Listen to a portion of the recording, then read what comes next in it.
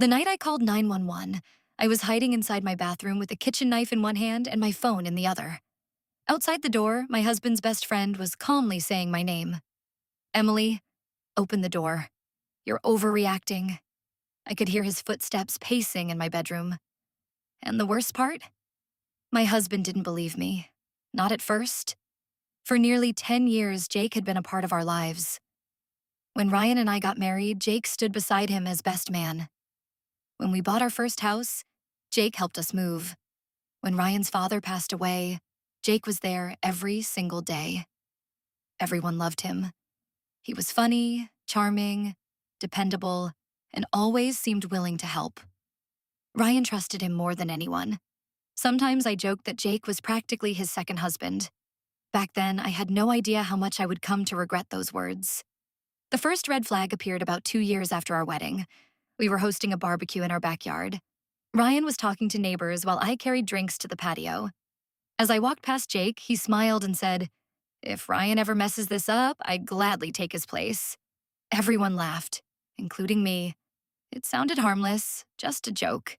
At least that's what I told myself. But Jake didn't laugh. He kept staring at me, for just a second too long. The look made me uncomfortable. Still, I ignored it. Months passed. Then the comments became more frequent. "Ryan doesn't realize how lucky he is. You deserve someone who appreciates you more.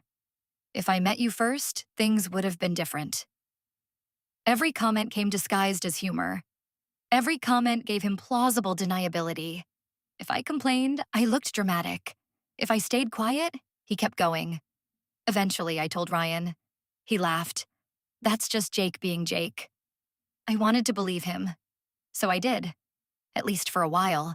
Then Jake started finding excuses to contact me directly. Instead of asking Ryan questions, he'd text me. Instead of calling Ryan about plans, he'd call me. At first it seemed innocent. Then it became excessive. Good morning texts, late night messages, random conversations that had nothing to do with Ryan. I began responding less and less. That only seemed to make him more persistent. One afternoon, I opened my front door and found a bouquet of roses. There was no card, no name, no explanation. I assumed Ryan had sent them. He hadn't. A week later, another bouquet arrived. Then chocolates. Then a necklace. Each gift appeared anonymously. Each one left me more unsettled. Ryan thought someone was playing a prank. I wasn't convinced. Something felt wrong. Very wrong. Then I noticed a pattern. The gifts always appeared shortly after Jake visited our house. Every single time. I mentioned it to Ryan. He rolled his eyes. "You think Jake is secretly buying you flowers?" When he said it out loud, it sounded ridiculous. So, once again, I convinced myself I was imagining things. Until the night everything changed. Ryan had to travel for work. He would be gone 3 days. Before leaving, he told Jake, "Big mistake." That evening, Jake texted me, "Need anything while Ryan's away?" I ignored it. The next morning, he texted again, "Just checking on you." I ignored that too. By the third day, I had 7 unread messages from him. The final one simply said, "I know you're home." My stomach dropped. I hadn't posted anything online. I hadn't told anyone my plans. How did he know? I locked my doors and tried convincing myself I was paranoid. That night around midnight, I heard a noise downstairs. A door closing. At first, I thought it was the wind. Then, I heard footsteps. Slow, careful, moving through my house. My blood ran cold. I immediately grabbed my phone. The footsteps continued. Closer. Closer. Then I heard a voice. "Emily? Jake." I froze. There was absolutely no reason for him to be inside my house. None. I locked my bedroom door and pushed a dresser against it. Then I called Ryan.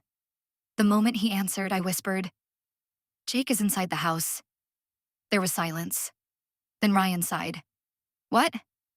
"He's here. He's inside." "Emily, that's impossible." The footsteps stopped outside my bedroom. Then came a knock. 3 slow taps. Emily, open the door. My hand started shaking. I hung up on Ryan and dialed 911. While I spoke to dispatch, Jake continued talking through the door. His voice remained calm, almost friendly. I just wanted to make sure you were okay. You don't need to be scared. I would never hurt you. Those words terrified me more than threats would have, because he genuinely believed what he was doing was normal. Minutes later, police sirens echoed outside. Everything became quiet. Then I heard Jake walking downstairs. Officers found him in my living room. The explanation he gave was unbelievable. He claimed he was checking on me as a friend. The problem? He had let himself in. Using a K,